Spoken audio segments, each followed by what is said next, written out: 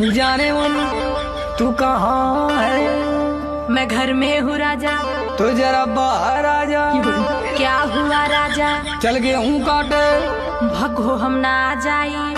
काहे रे काहे ना जाइबी? काहे की ब्यूटी मोर खराब हो जाई हो। कटी ना गेहूं तलिया के खियाई हो। जेली आयल हवे उहेला के खियाई हो। हाथ में कपलिया के देव घवाई हो। तोहे हम गेहूं काटे वाली लगत हई का? तक कतही कमारानी जी तू हई का? लेके दहेज आइल बानी नई हरे से। हाथ लतियाई के भगाई देहब घरे से। देखा कुछ हो कला हमसे न होई कटिया हो। टका दिन भर बैठ के तोड़बू घर में खटिया हो। देखा हमसे न जब